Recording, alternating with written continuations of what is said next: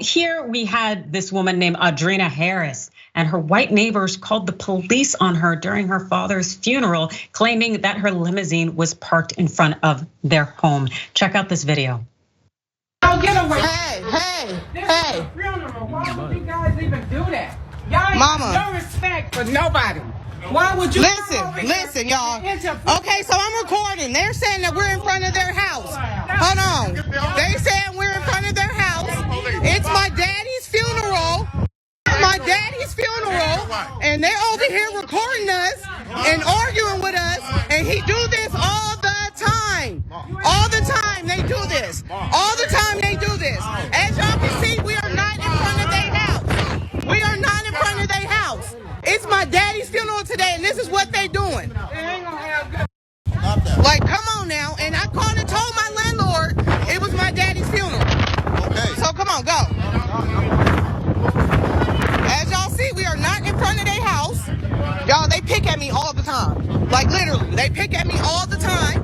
Look at this. I want y'all to see we are not blocking. No drive. You don't need to aggravate. Like, this is ridiculous. And I make sure I always record, and I don't have nothing parked in front of nothing, because I know how they are. Come on, y'all, let's go. Let's go, y'all. Get in the car, please. Come on. Everybody get in the car. I got the video. I don't care. Y'all see, this is not blocking their driveway at all. This is just some Karen racist.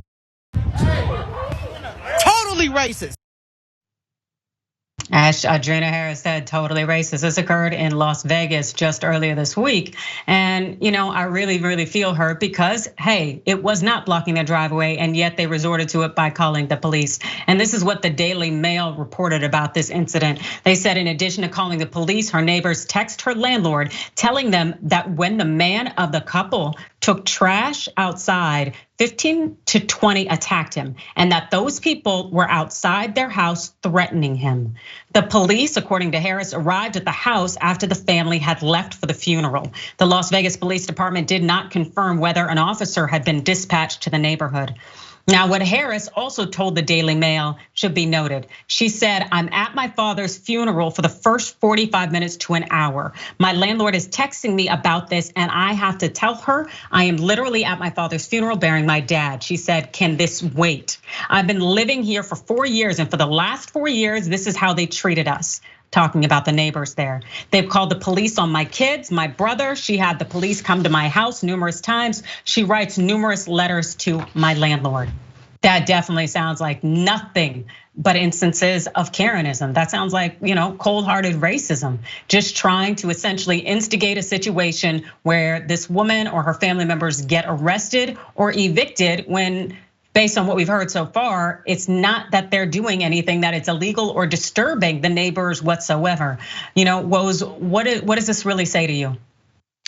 I would encourage this young woman to keep paying your rent on time, keep living your life.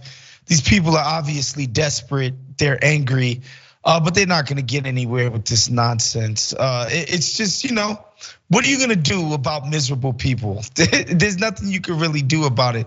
The cops obviously by now understand that these people are ridiculous and just feel a way about having black neighbors. And if they don't like it, they can move. Sell your crib, or if you're renting, go find another place to live and get the hell out of there. If you can't live in harmony with your neighbors, you should go. We got a lot of wilderness in this country. You could go out to the woods and be away from civilization if that's what you so please. Yeah, you would think that they kind of would have gotten the message that they don't have to live there. They can take their hate and go somewhere else, but essentially harassing a neighbor and using law enforcement to try to get that done. It's just absolute shenanigans, and it's completely and totally unnecessary. And so I think, what advice, if you were Ms. Harris, what would you do next?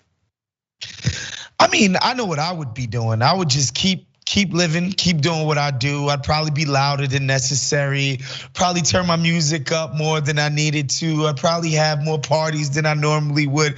I'd probably be that neighbor. Yeah, all kinds of barbecuing going on, playing all types of Earth, Wind, and Fire. Yeah, I'd be getting them mad, Adrienne. I completely respect that. That's right. Yep. I have, the meat going, backyard parties, the whole deal. Yeah, because it definitely seems like they're just gonna have an issue with just the sheer existence of Miss Harris and her family. So they should continue to exist to the fullest extent. And also, it really, I didn't miss the kind of thought that they called the police and said that they were attacked by about 15 or 20 of them, as though the Harris family were some kind of pack of animals. And also the thought attack, it's these coded words that are often used that really describe and depict us as animalistic. But it's to be expected at this point. She said she's lived there for 4 years, so at a certain point, you kind of know the playbook with these people. And the police aren't gonna go for it, so which is nice. But yeah, there's nothing you could do about deeply unhappy, sick, deranged people. I would hope that these people could get some help, maybe seek some therapy. Somebody step in and help them, be better at life. But there's nothing that this young woman could do to change the ridiculous ways of these people. She just gotta live her life and understand that sometimes there are people who are beyond repair. Yep, and definitely we know too many of those